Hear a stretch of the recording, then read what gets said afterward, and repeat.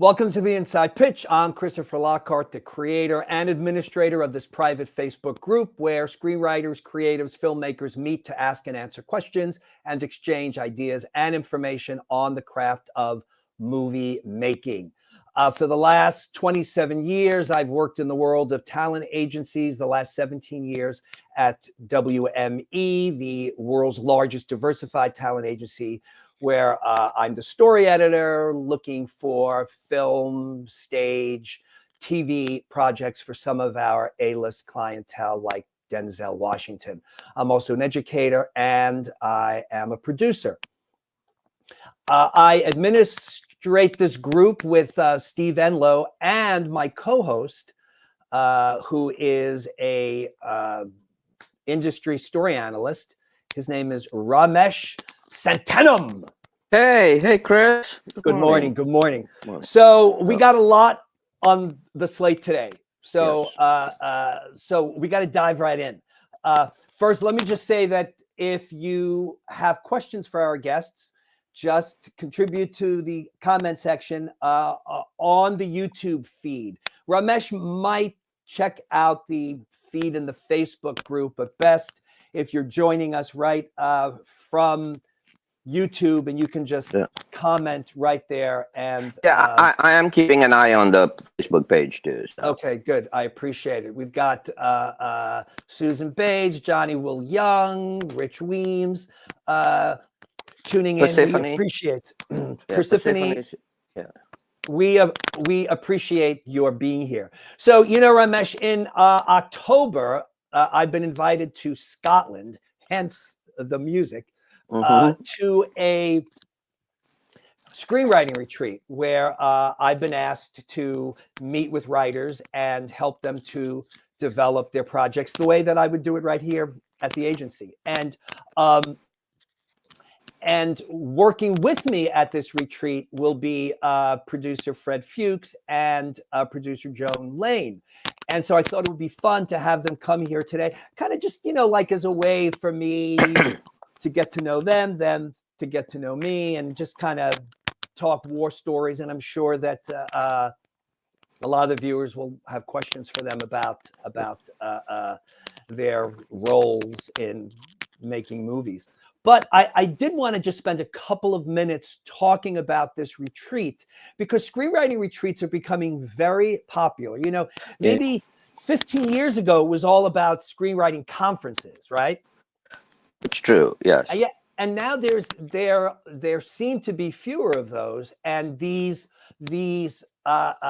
destination retreats seem to be popping up. And you did Dream Ago. Yes, I did Dream Ago last year, and that was the 20th anniversary. So they might be like the granddaddy of these retreats. And there's an organization called Rockabirdie. I don't know much about them. They seem to have kind of cornered the market on these things. And then there's sort of individual ones that pop up. I did the screenwriting safari in South Africa that Eve Hayes put together. And I know you had an amazing time at Dream Ago. I had a fantastic time. It's Plume and Pellicule, and yeah, right. And I had an amazing time in South Africa. So these retreats seem to be pretty effective. So I brought with us for a few minutes, I'd like to chat with the creators of this Scottish retreat, which they're calling Ignite the Spark. And they are Robin Bradford and John Strong. Hello, everybody. Hey, guys. Hi. Hello. Thanks for having us. All right. So why are you doing a screenwriting retreat? John, go ahead. Well, we, first of all, Robin and I met at a screenwriting retreat, and we had a lovely time, and we wanted to just do something a little bit different and make this even more of a deluxe type retreat. So one of the things we had to discuss first off is what kind of retreat do we want to have? We wanted to have a few different artistic endeavors of the fine arts, but for our first writing retreat, we wanted to do something a little bit different than the majority, which is where most people bring a script they've been working on for maybe a year or two, and they're working with one mentor. And that's through conversation with writer friends, as well as something that happened to me at a literary agency in Hollywood many years ago. We decided to call this a concept and development retreat. And when we discussed this with our friends, their eyes just perked up because it was a little bit different. And what makes it different is this. To share my personal story, several years ago, I was working at a literary agency in Hollywood. And before I left, my boss said, "Hey, would you like to do this challenge, this little exercise that we do with our clients when they're not sure what to work on next?" And I said, "Sure." And they asked me to come up with a list, a couple of pages of concepts, just one or two sentences, no outline, no treatment. And so they asked me to come up with 20 film or TV concepts, which, as you can imagine, was a lot. And it really worked my brain. And what I learned from that is the more I struggled towards the end to get to those 20, I started coming up with more original ideas. And so, and those were the ones that they chose. When they talked with me, they were like, "These are the ones we think you should pursue." And I've never forgotten that. I thought it was a wonderful exercise. I've seen so many people, including myself, work on scripts for a very long time, and maybe it's not really viable for the market. Yes, it's great exercise and it can be fulfilling just to write, but you also want your project to be viable, hence the concept and development retreat. Yeah, as someone who's read over 60,000 screenplays over almost 40 years, screenplays often go wrong at the concept stage. Yeah. And so I think something like this could be really helpful, which is why I was interested in it. Go ahead, Robin. Oh, I was just going to say that's true. It also doesn't preclude somebody from bringing a script that they have been working on and they want to keep working on it, and they want to get the advice of our mentors with the script that they're working on. Fred Fuchs and Joan Lane. Yeah. Right. The other things for me that make it unique is that we are having UK-based actors on the last day and night to read scenes from people's scripts, either what they're working on at the retreat or something they brought. But it'll really be a great way to capture just all the fun we've had during the previous week, and for people to hear their work read by actors, which is a whole different thing, as everybody knows, than hearing it in your own head, hearing that dialogue or whatever. And the other thing is just the choice of our mentors is, in my view, spectacular, as is the facility we're going to. Yeah, because I want to ask you that it's like the place looks beautiful, but let's be honest. Joey Tuccio's Roadmap Writers, they're doing a retreat in Scotland right now as we speak. So so what's going to set this apart from that? Well, I don't know about Joey's, where he's having it, but I've personally been to and stayed at this place, and it's absolutely spectacular. It's the hosts there are just they cannot do enough to make your stay fantastic. They have all kinds of activities people can participate in if they want to, because the program that we're offering has free time to either really focus on writing and the inspiration you're going to get, or if you need a break, take a walk on their 2,000-acre little parcel on the coast, or get a massage. Or get a massage, or any of the other activities. Or but the beach. I think that we're not to disparage any other writing retreat, but oftentimes you're kind of in a barracks sort of situation where you have to share a room with one or two other people, or you have to share a bathroom.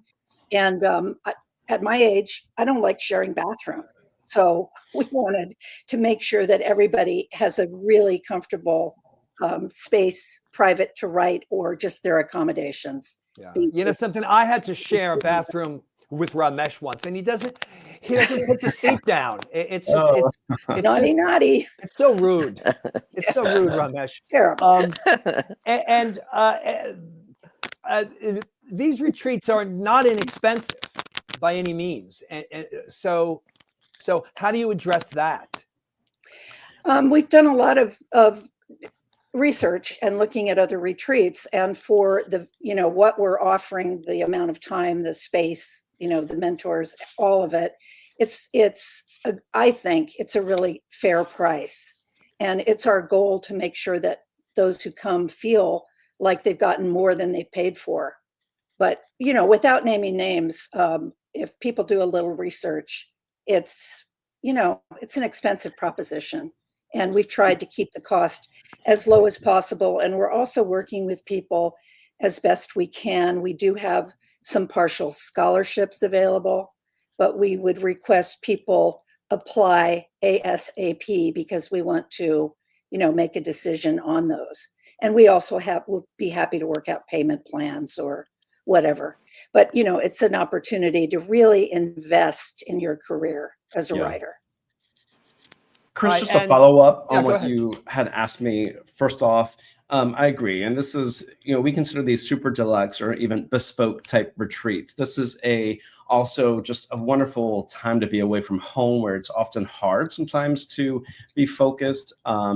And I think most importantly, and I mentioned that Robin and I met at a retreat, but this happens all the time. I know someone who met someone at a retreat and they just worked on a short film together. So you never know who you're going to meet, what relationships will be formed that will continue after the retreat. And you can't put a value on that. Yeah.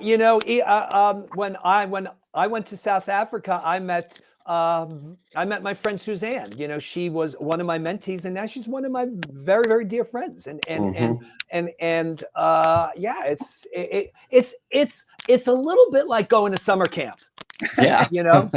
Better food, much better food. Yeah. So, all right, listen, I think that you guys are really interesting, but I think that Fred and Joan are a lot more interesting. And I totally agree. Someone does have a quick question. Okay, go. They said, is this retreat meant for writers from all over Europe? Yes, as long as they speak English. Yeah, people can come from anywhere. I don't think that they could get too much out of it if they don't. Yeah. Absolutely. We welcome people from anywhere. All right. So we're going to send you two into the green room, and we're going to bring out Fred and Joan. Thank you, everybody. Have fun. Thank you. Thank you so much, Ramesh. Would you kindly introduce Fred and Joan? Yes. As president of American Zoetrope, Fred Fuchs produced all films made by Francis Ford Coppola during his 12-year tenure, including Godfather 3 and The Virgin Suicides. He went on to become president of the Canadian Broadcasting Company, developing Tudors, as well as more of the network's most iconic shows. Joan Lane heads London-based Wild Time Productions. She's the head judge for Sir Kenneth Branagh's annual play festival. Joan discovered The King's Speech as a stage play and then developed and packaged it for the film. She's currently developing exciting film and theater projects. Welcome, Fred and Joan. Well, here's Fred. Joan. Hi, everybody. Hey, Fred. Joan is not with us at the moment. She is having some connectivity issues. Oh, okay. So hopefully she will join us. She was here, and but she did just reach out to me to say that she's having a difficult time. But I have a sneaking suspicion that with all of Fred's experience, that he can make up for any of the time that Joan might have shared. So Fred, welcome. Thank you, Chris. You're a legend in the business, so we're very honored to have you here. And so why are you doing this? I'm just going to add Joan. Why are you doing this retreat? Sure. Well, I've had very fortunate. I had a great career. I was able to produce a lot of movies, Hollywood movies, independent films. I also worked quite a bit of television, both Hollywood, and then when I was in Canada, I did a lot of international treaty co-productions. So worked with wonderful, talented writers and directors all over the world.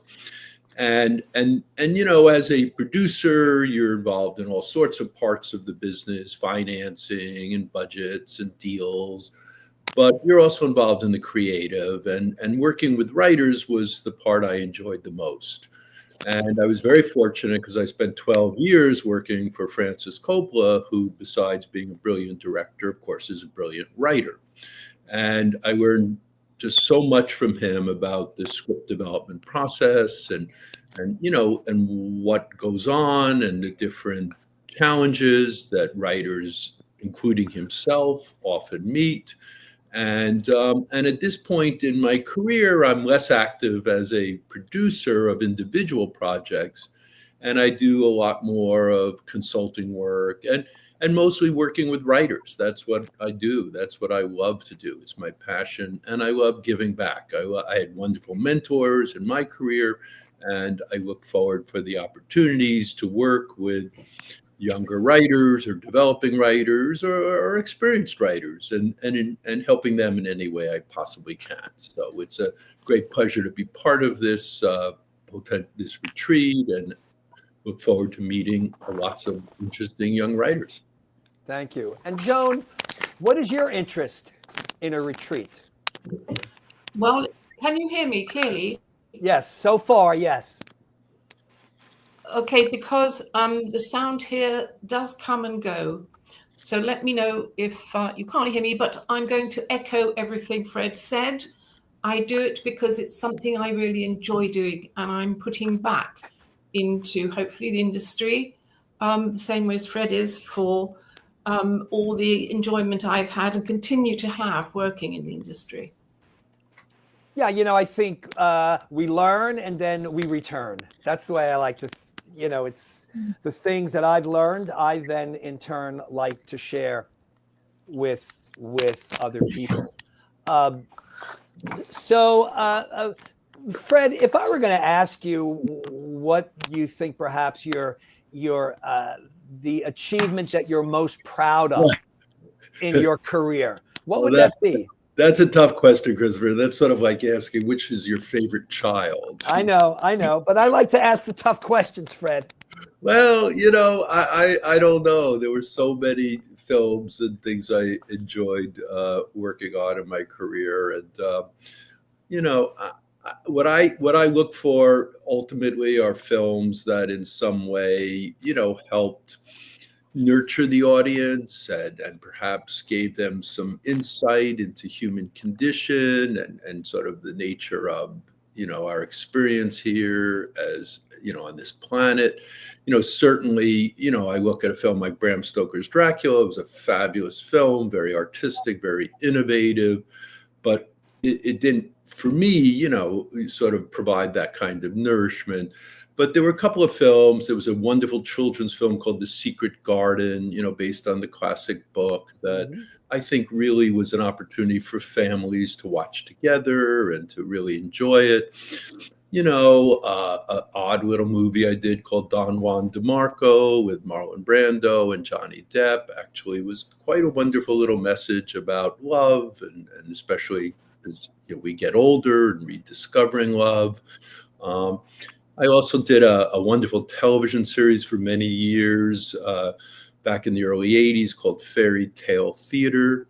And we recreated all the great fairy tales using modern day movie stars. There's a woman named Shelley Duvall, who was the producer, and she got all her friends. And it was a wonderful opportunity to do shows that families could watch together, you know, where the adults and children, you know, we put in enough humor. So, yeah, I mean, I think that's, you know, when I look back at my career, and there were others, of course, but it's those projects that weren't just about how much money we can make or how commercial they were or how big an audience, but stories and films and TV shows that really provided something of take-home value is the kind of expression I like to use for when I really feel like we've done something that, you know, can last. Thank you.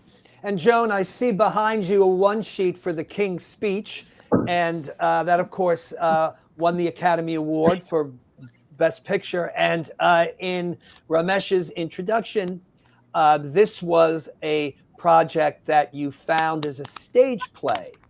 How did that happen? It came through somebody called Tom Minter, who is a writer with Washington Opera, who grew up alongside David Seidler in New York, and the parents knew each other. Tom had been in London, and I'd been involved with things he was doing here. And shortly after Tom arrived, I got to know him. I was the assistant director on the Queen Mother's 100th birthday celebrations in London. Very big event, televised worldwide. Tom came to watch that, and I put him in the celebrity stand. So he assumed I knew everybody who was anybody. He went back to New York and told David that I knew everybody that was anybody, which is not true. But that's the impression he got.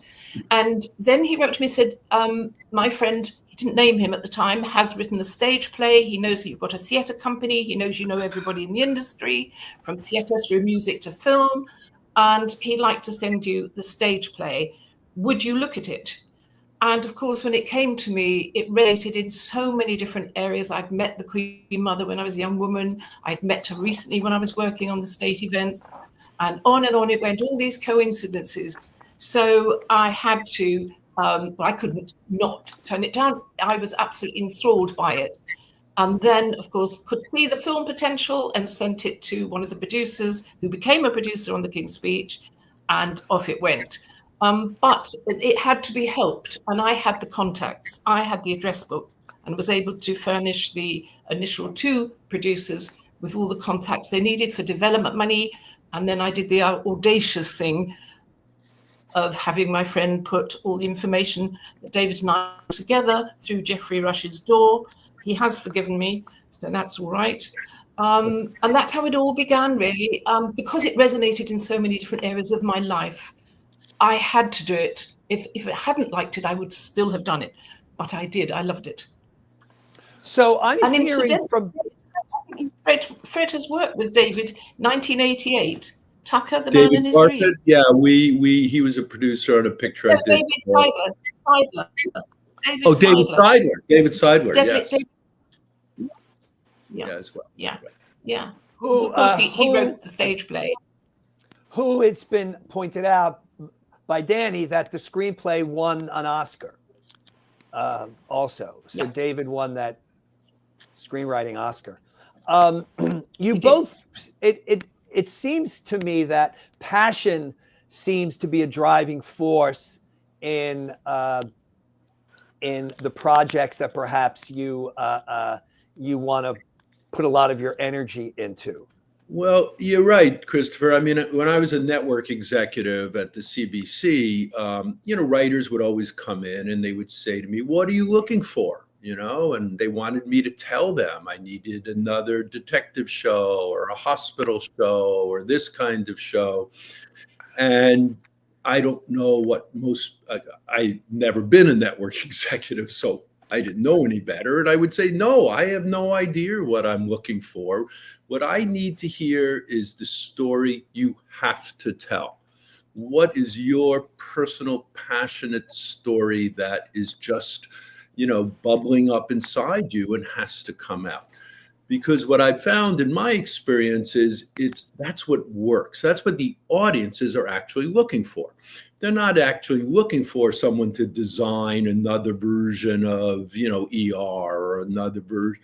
I mean, look, I'm just telling you my perspective. Maybe some people think that's exactly how television's supposed to work. But for me, I always found that the shows that really work and are really successful are because there's a passionate voice behind the story. There is a writer who has something he wants to say and is dying to say it. So that's just my general, conversation I often have with writers is, what is it that you have to say? What is it that really is your personal passion? Joan, how long did it take from when you first read the play for The King's Speech till it actually reached the big screen as a film? How long was that process? It came to me in 2006. It took a while. I did a rehearsed reading for the stage play, which Simon Egan, the first producer, had gone to ask to film. It was in a London theatre and a 230-seater, and David was very disappointed that despite the hundreds of invitations sent out, only 40 people came. But I told him we only needed one person then. In fact, we had 5 people there that were instrumental. So 2006 it arrived, 2010 it was out. So probably one of the shortest spans of development and production in British film industry, or the industry, really. It was rapid. Yeah, from start to finish, very pretty impressive, fast indeed. Yeah. Let me just act just because it's fun. Any health stories, Fred? Anything you want to share? Just want to. Well, it's every movie has its challenges, and you often don't know what they are until you start shooting it. Sometimes it's a crazy actor who's very difficult, and sometimes it's because you have complicated action sequences or special effects sequences, and the odd thing that I found is, just because a movie goes really well and everybody likes each other and everything's great, that doesn't mean it's going to be a good movie. And sometimes the most difficult movies, where everybody's fighting and everybody can't stand each other by the end, actually turn out to be really good. Right. So what I've learned is that don't shy away from conflict. Don't shy away from people who have strong opinions and may be considered difficult.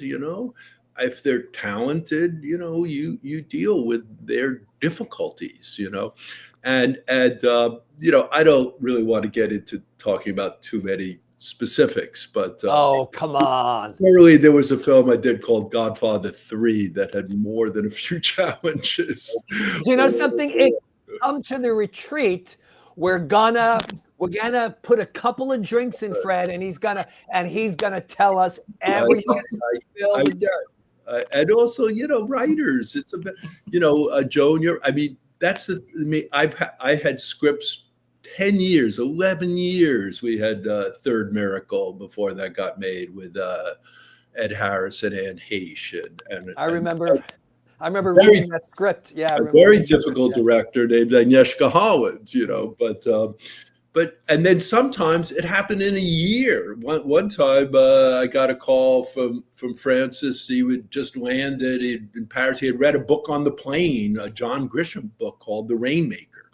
And he said, I know how to do this. And he needed to make some money. So we were shooting in 5 months, when the film came out, within a year of him having read the book. So you just don't know. That's what makes our industry so fascinating and complicated. And then, of course, now today it's even more complicated. But it's a great question, one I would happy to delve into in more depth at the retreat. Thank you. Joan, how would you define a producer? What is it that a producer does? I have a document called What a Producer Looks For and What a Producer is hoping not to find. I can give a whole lecture on that. So what does the producer want? I want to be inspired. And if I'm not inspired, but I think there's a gem of an idea, I'm challenged. And I want to work with the writer to see if I can change their frame of mind so that they see a new possibility with their script and move it into a different direction. So it's a challenge as much as enjoying the teaching process. Interesting. And Fred, what is your definition of a producer? Well, there are millions of producers and they all do something different. Right. And for me, I can really only talk about what I did. And what I tried to do was sit between the creative, the script, the director, the designers, the composers, and the business, the financing, the budget, the structure, the schedule, and everything else. And what I think a good producer does is has the capacity to actually know how to do that and negotiate deals and understand what costs are and be able to do that, but also has the respect and compassion and understanding of what the artist goes through. Because unless you're able to respect them and understand them and listen to them, it's very hard. So ultimately, that's what I see a producer. You sort of sit in the middle between the creative and the business and hopefully find a way to get everyone working together within, their structure that is possible based on how much money you have. So let's go back a few years, Fred. We'll start with you.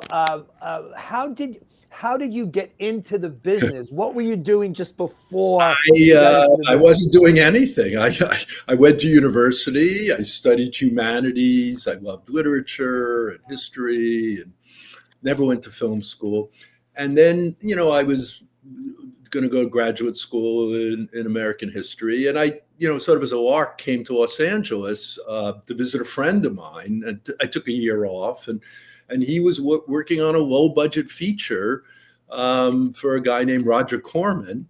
And I said, this looks like fun. And I got a job as a gopher, production assistant, $50 a week, 16-hour days, 6 days a week.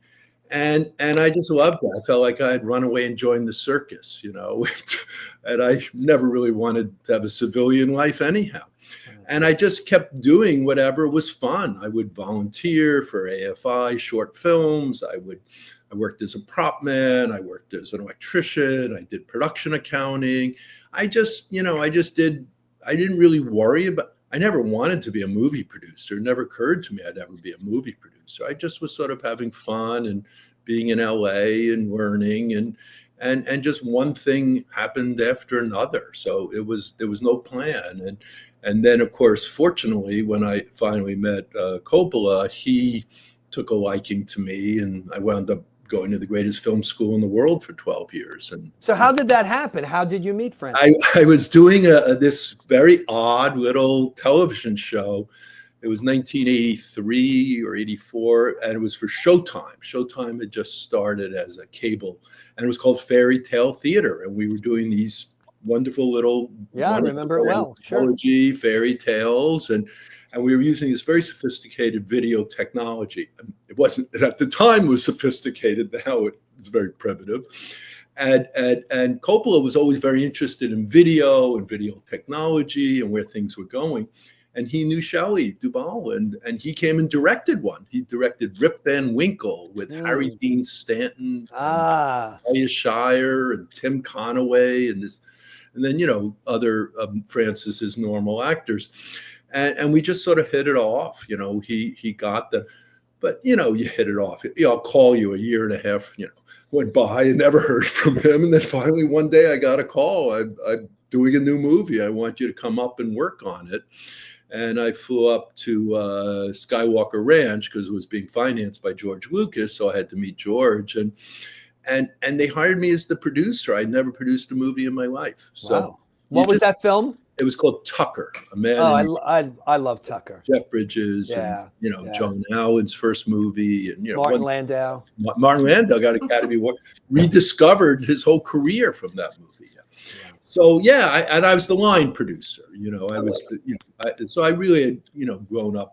And then after doing that, I did another one with him, line producing New York Stories. And then he sort of said, no, look, you can do development. You can help me with all my stuff.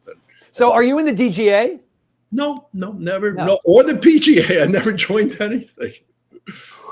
Wow, interesting. I was never DGA. I was just, I just went from television to movie. It's an unusual story, but it happens. This is the way Hollywood works. It's all about people. It's all about chemistry. It's all about how you can get along with people and try to add value and not have a lot of ego about it. That certainly suited me well. I had 4 children. I had a normal life. I didn't really want or buy into the whole Hollywood scene. And maybe that's what, I don't know why, it just worked. So I worked with him about 11 or 12 years. It was great. Yeah, wow. And Joan, what were you doing before you fell into show business?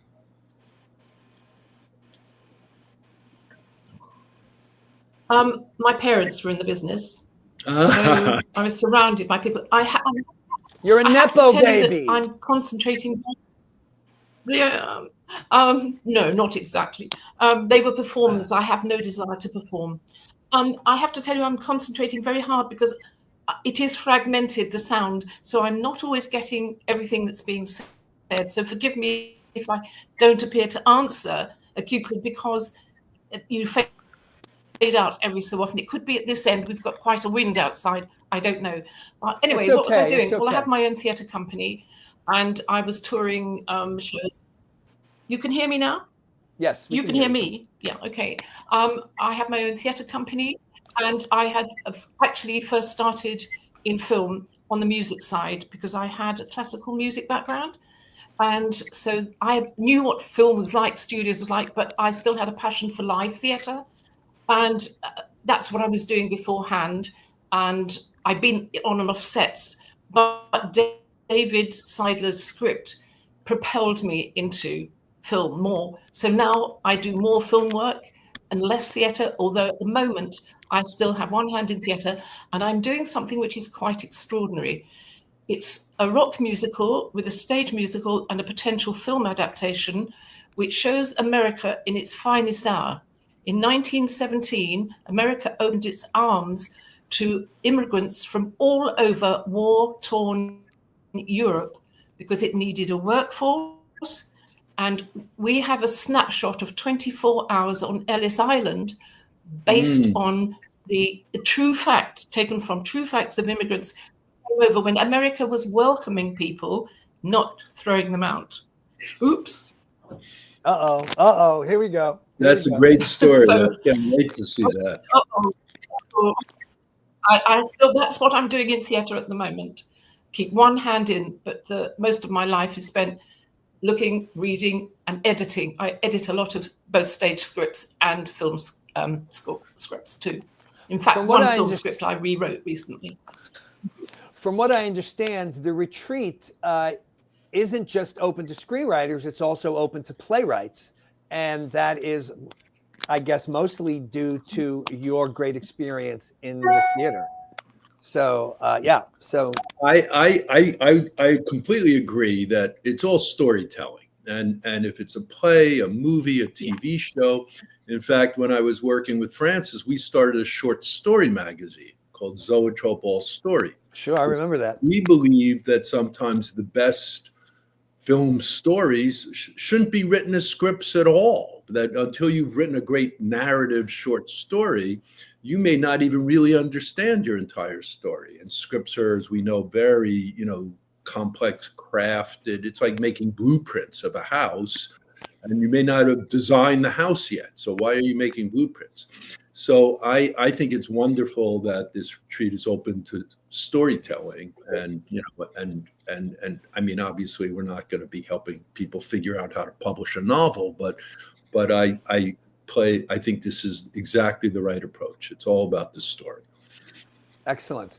Ramesh, do we have any questions for Joan? Yes, we do.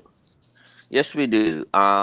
Susan wants to know, do you see a difference in producing now versus 20 years ago? Well, yes, it's an incredibly different world we live in.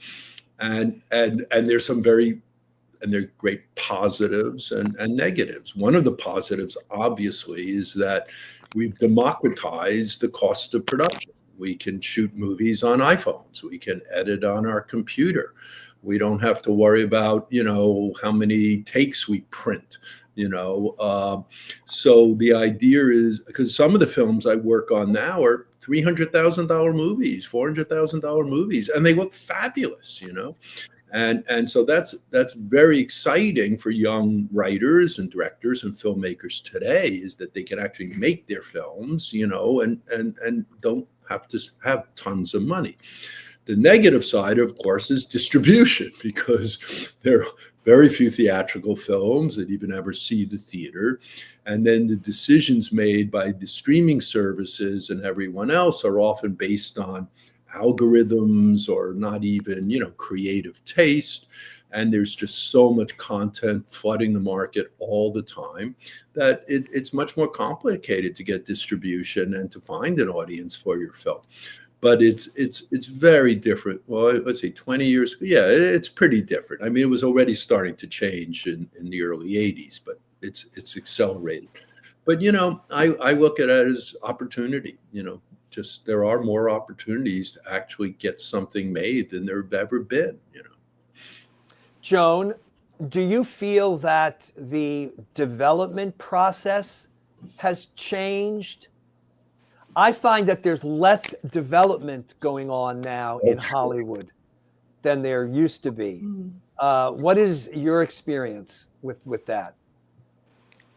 Oh, very limited, really, very limited, because I've always been brought in on film, predominantly in the early years on the music side.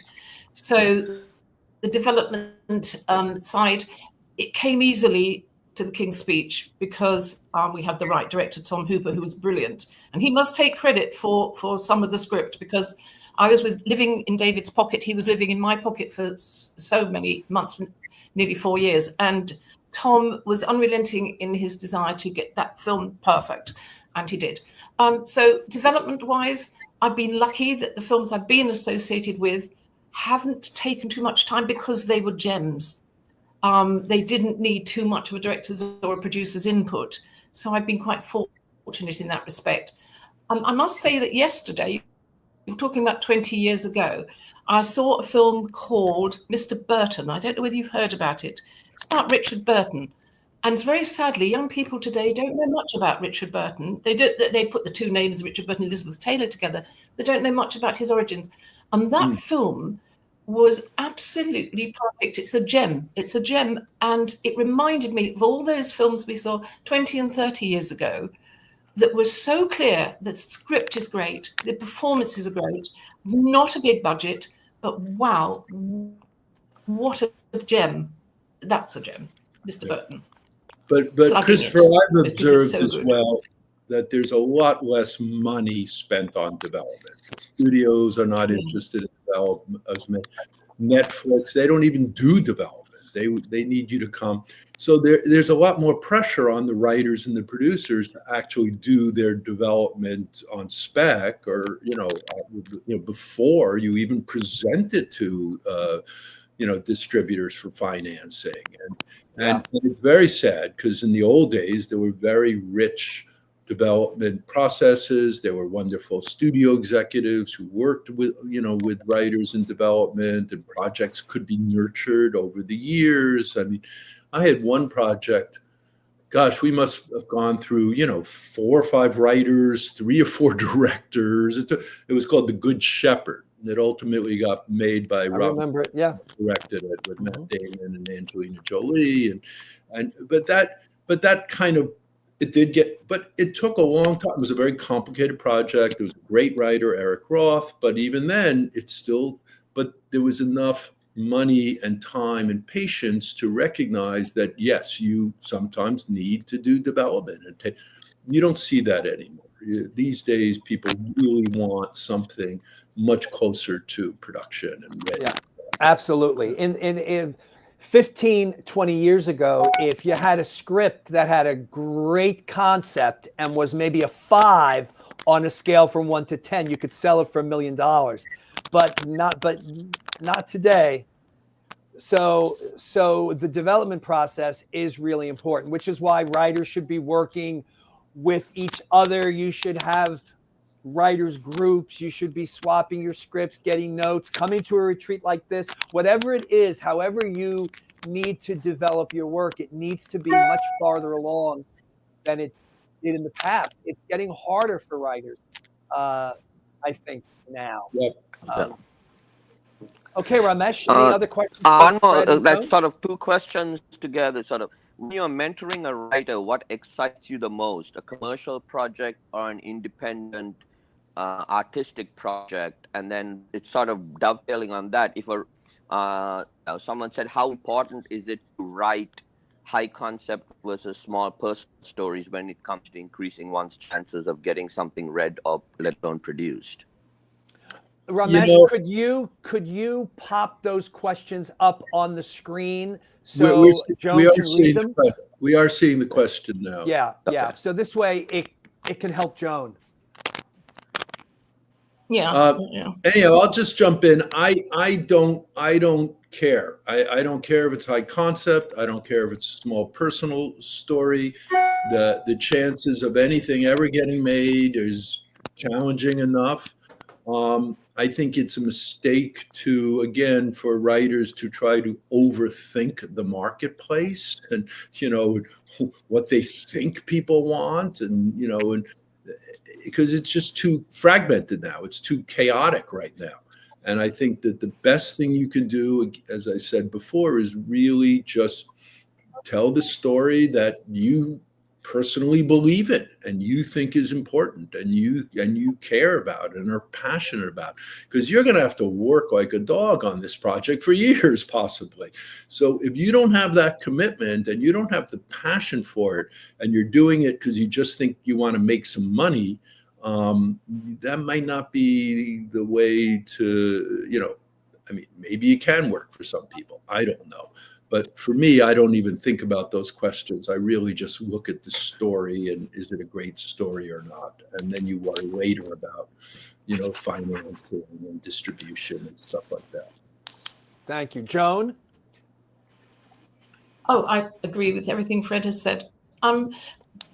What I'm not concerned about the commercial side. What I do look for, and I hope will be there, is something that resonates with me as a human being, that will stir me emotionally. If it stirs me, it's going to stir millions of other people.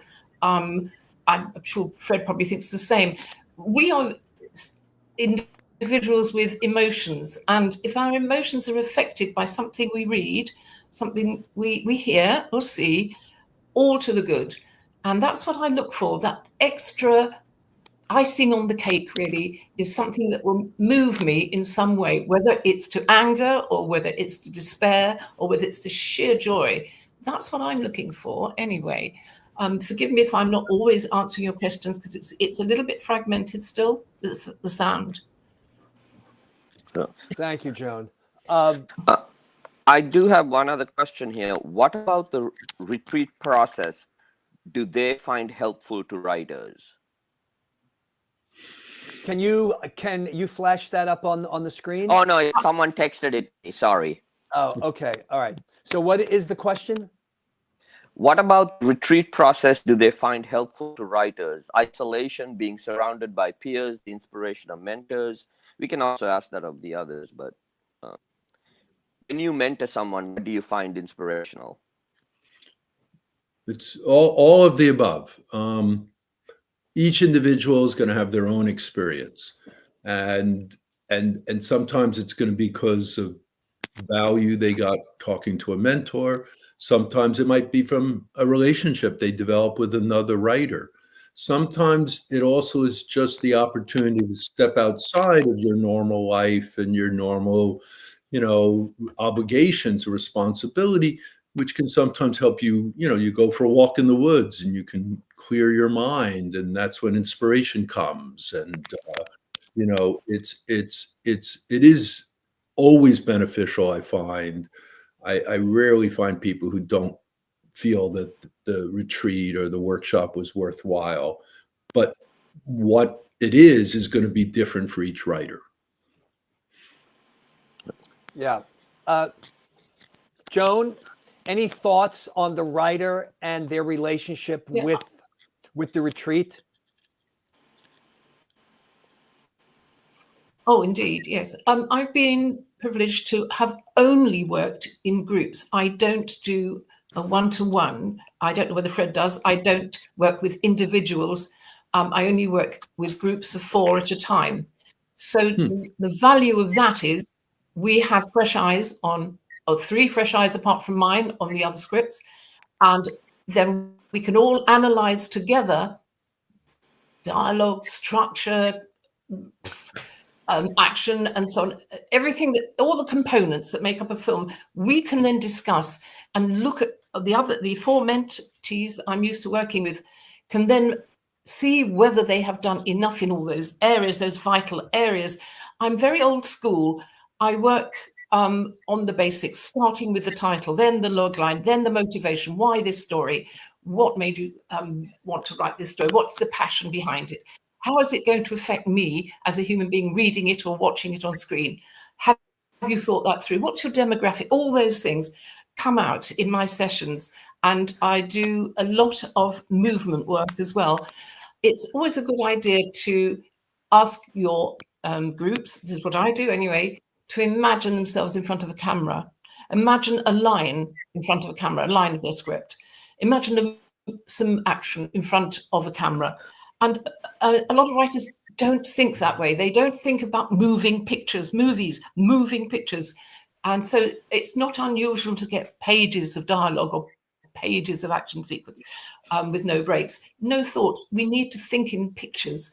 And those that do think in pictures score highly above the other writers, I find. It's a visual art, after all, as well as an oral one. It's a visual art. Here's another question. I'll put it up there. Can you see it? There we go. Yes. If a writer believes, yeah, go ahead.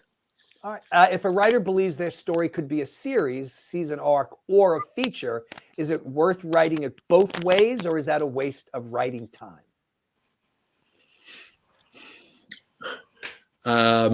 That's a very challenging question. I don't know.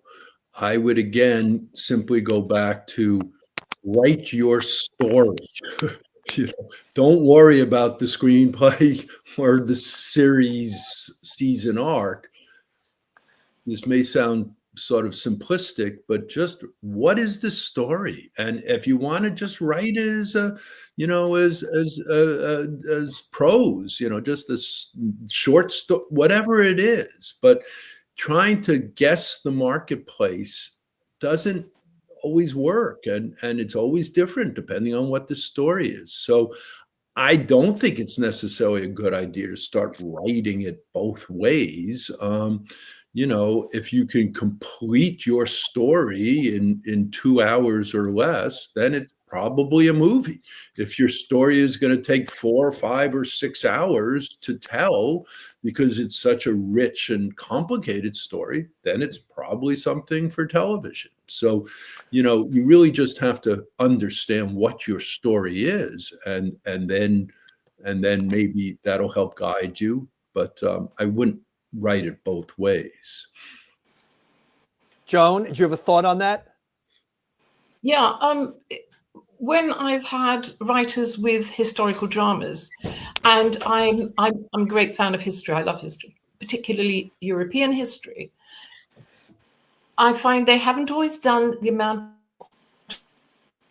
of research that I would have liked to give the script more. You can see it being developed more as a series because of the additional research the writer has used to flesh out the characters, flesh out the story arcs, and so on and so forth. But writing both at once, I can slightly larger synopsis, getting it down, get your story down as a short story, and see where it's leading. And if it is an historical drama and you have to do research, then naturally it'll be.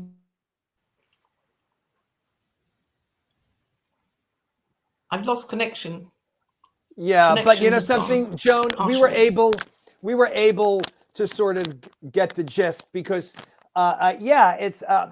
I think that you both said it really well, which is that in some ways the project should really be speaking to you in regard to its format. it certainly is not unusual to have a film eventually spin off into a series. We see that a lot. And listen, you might, as a writer, you might need to pivot. So you could be in a room, you could be pitching your feature, and somebody says to you, that sounds like a series more than it does a feature. And then you just have to pivot, and then you can just start to talk about it as if it's a series. So it's certainly not a bad idea if you think that it could go one way or the other to understand how it might live in another format. But I agree with Fred that to write both a series and a feature, it does seem to be a waste of time. Unless somebody reads your feature and then wants to pay you to write a pilot from it. Well, it's funny, Christopher, because this is how crazy Hollywood is or was. Is that when I was working at Zoetrope, we decided to have a television division. And back in the late 80s and early 90s, film people did not do television. The directors didn't direct television. The actors wouldn't be in television. But our company was $50 million in debt, and I had a background in television. So we started a television division, which was very unusual at the time. And we made a deal with a guy named Robert Halmy. And this was the time when the miniseries were the big deal, and he could get miniseries financed. And what we wound up doing was taking film scripts that we couldn't sell and turning them into 4-hour miniseries. And we did The Odyssey, we did Moby Dick, we did a 4-hour Titanic before Cameron did his, and Kidnapped. And these were all feature film scripts that, suddenly worked great as miniseries but that was really dictated by the marketplace. It wasn't by the creative vision. So you never know. So Ramesh, I would like to bring John and Robin out before we wrap up, because there might be a couple of questions for them. But is there perhaps a last question for Fred? No, you can bring them out. You can bring them out. All right, so I'm going to bring out John Strong, who you met at the start, and Robin Bradford. And now these are the people that will be at this Scottish retreat in October, Ignite the Spark. And I will flash at the bottom the email, or I should say the URL for the retreat, which is www.ignitethesparkretreats.com. And somebody wants to know if anybody has links or where can people find Fred Fuchs or Joan Lane other than Scotland in October? Is there any social media presence for either of you?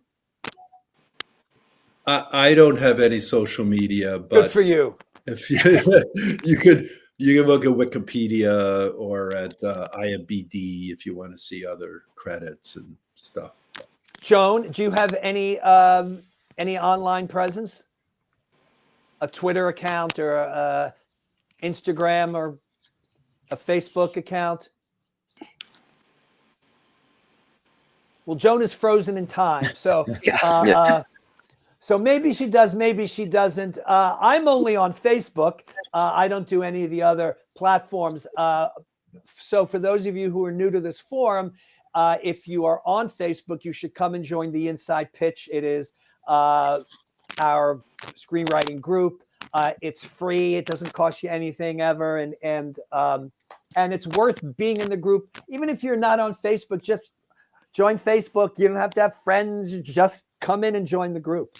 Ramesh, not to mention, Chris, your YouTube channel. There's so much content there, isn't there, from past interviews? I'm the world's worst marketer, but yes, we have about so 40, they can subscribe to that as well. 40 interviews, so you can certainly subscribe to that. There are a few questions though about the retreat, so why don't we just throw those out at Robin and John? So here's one. I'm an expert bargain traveler and would love to attend a luxe retreat at a lower cost. This location is very remote, but would you ever consider registrants who find their own lodging? Actually, it's a really interesting question, because the place we're going is not a hotel. It's a private, private place, and nobody who's not staying with the group is allowed in. However, we can certainly ask them if they would, if there's a process where they could let other people come in, and happy to do that. So if you would send us on our website, send us your name and a message. Yeah, we got email address on there as well that you can just send us an email if you want. I would be happy to look into that. Good question. Any other questions, Ramesh? Here we can actually, maybe they can ask this, answer this one too that we asked earlier. These Robin and John can. Okay, Robin and John, what about the retreat process is helpful to writers? Working up to the room, isolating to write, actual interacting with mentors? Well, of course, it would be all of that. I would start off by saying, and everybody's different, as Robin was saying at the beginning of the interview. Some people want to spend time in walking around. I mean, it's where we're staying, it has 2,000 acres. So there are plenty of space to be inspired. So you may just want to take some of that time to go be inspired, take a walk and write. Some other people might want to be more involved and do all the workshops and do some of the amenities. I mean, they have archery and things like that on the property. So, you can really make it what you want to make it. As I said earlier, the relationships, to me personally, as someone who has attended these types of retreats, it's the relationships that mean the most to me. But Robin, what do you think? I agree. And relationships with, finding people that you're simpatico with. There's not time to connect on a, deep level with more than probably a few people, but I feel very lucky to have connected with, for example, Fred many years ago, who's been so helpful to me and has such incredible insights and never sugarcoats anything, which I really appreciate. And Joan is the same way, and is just lovely to work with. And you always very feel generous, like somebody in your corner. So yeah, I agree. The relationships are super important, but just a side note to that, I got distracted by the last retreat I was at, because it was a difficult place to be in terms of the facility. And so we wanted to make it seamless, and like you're really doing something that is totally out of the ordinary and therefore can be very inspirational in many ways. So I think there's a good combo there. And John, do you have any addition to that? You have stayed at Dunsky, and when Robin was telling me about it, it was just, my jaw dropped. And we haven't even really mentioned the food, the Michelin-starred chef, and how they forage ingredients from the land, and these are all extra things, obviously. But we wanted this to be a place where you could feel like, you're having a retreat away from home. And so again, we are going to have a schedule, but the afternoon is going to be more loose, to where you can make it what you want it to be, to where it will benefit you the most and your writing experience. But again, we're going to have some extra little social activities we can do as a group, like Chris. We're going to have a screening in the movie room. There is a movie room, a little theater in the estate. And we're planning to have a screening and look at it analytically afterwards. So we're going to have these types of things that will benefit your experience as a writer. But some of these will be optional, and you can just use your time to isolate yourself and write, if that's who you are. This one's for Fred. My first time here. This is great. Is this the one with my former boss, Fred Fuchs? Catherine Craig. Hi, Catherine. Oh my gosh. How are you? It's been so long. Catherine and I worked together so many years ago up in the Bay Area, right? Look at that. That's you, Catherine. I hope you're writing. That maybe that's why you're here. That would be very exciting to see you again. You know, Ramesh, I love when we can bring people together. Right. It's a reunion. Johnny Will Young has an interesting question. I think he wants to start his own retreat. He's asking John and Robin, what recommendations would you give to creating writers retreat? Would international airport close by be important? Formats Dougest? Suggest possible. Oh, formats. Okay. To be completely upfront, we are still learning. And I think what we didn't predict when we started was how not necessarily difficult, but time consuming, and how many details there are. It's about a part-time job. Yeah, and we'll be happy to share information with you, what we've learned and what we will learn. But send us an email with your contact info, and we'd be happy to. And, you know, I also know, because I've spoken to some people who have done these retreats, especially the ones that haven't quite turned it into like a factory. This is not necessarily for profit, you know. I mean, right. it's like the organizers, you guys, I don't know if you know this yet or not, but, you know, you guys aren't going to make a lot of money. Right. And, you know, you might even have to be shelling money out of your own pocket. Because I know that happens. And so, you know, what we're hoping for is we break even, you know, and that there's a little cushion there because we have some other activities we'd like to roll out, but we're not going to pull all the bells and whistles together until we, you know. So we're definitely feeling our way. Right. Right. So, hey, Catherine got back to Fred. Here you go. Catherine says, I am great, Fred. I will find out how to touch base with you. Lots to catch up on. And she sees on a hit on a regular basis. I think Catherine's got to come to Scotland. Right. Yeah, and her last name is Craig, so yes. She can take the high road. You can take the low road. And any other questions, Ramesh?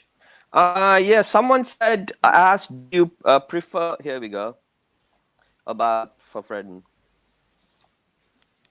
No, personally, doesn't make any difference to me, or theater. It's just storytelling. And, you know, I think it really depends on the project. You know, some stories work better as films, some work better as TV shows, some work better as plays, and some work better as novels, you know.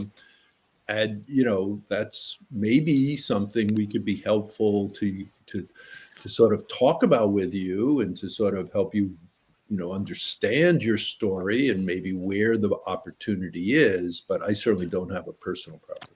Yeah, I mean, it's a skill. I think part of the writer's job is to know where what format will best serve the story, and I think maybe that comes with time, experience. All right. So does anybody have one more else? question here? One more question. Let's go. Because Fred had talked about forming relationships and networking, and she lives in the Netherlands, so. You're saying networking, find the right connections, and getting to know people is important. I live far away. A lot is possible online, but so it's a good question, and I do think relationships are really important.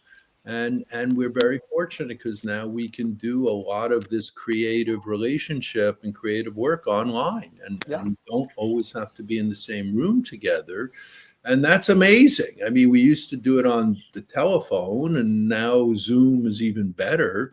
And I wouldn't be discouraged that you may not live in the right place or whatever, or because, you know, again, we have these wonderful tools we can use. So yeah, and start in your own backyard, you know. So you're in the Netherlands. I'm sure somewhere in the Netherlands there is a film community. There must be a film festival. There must be something going on.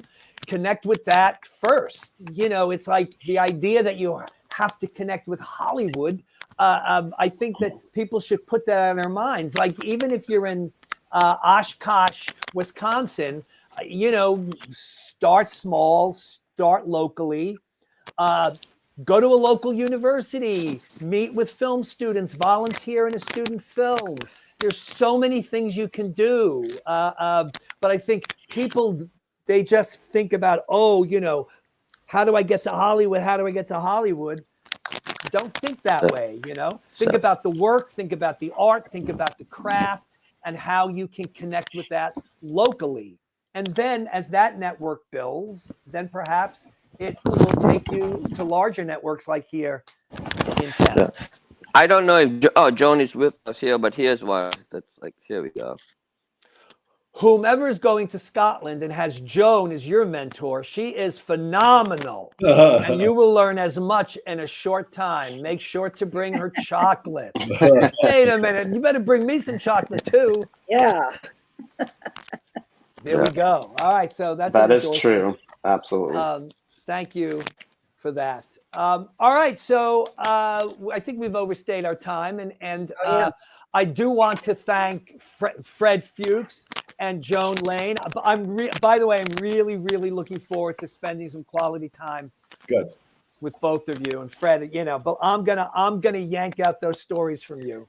Okay, cool. So, and John and Robin, thank you. Thank again, you so much. Scrolling at the bottom of the screen, if anybody wants to check out what the retreat is about, just visit the website. They're not going to harangue you with trillions of emails. This is a small scale operation, I believe. Yep. So yeah, and you'll probably get to talk to them, just like we're doing now, I would suspect. So this is and ahead, yeah, John. we do have, just wanted to repeat what Robin said earlier. We do have some limited partial scholarships that we would love to give to a couple of your the people here that have been following the Inside Pitch. And all you have to do is just apply. The application is small, it's brief. It's just a way to connect with Robin and I. There's no payment needed to apply, so no worries there. So if you're interested and really want to come, just send the application in and we'll talk with you and let you know how we can make that happen. All right. So I want to thank everybody for joining us today. And Ramesh and I will be back live in a couple of weeks just to kind of have a chat with the group. And we look forward to that. In the meantime, everybody keep writing. Thank you for joining us today. Bye, everyone. Thanks, everybody. Thank you, everyone. Thanks. Thank you so much. Have a good one.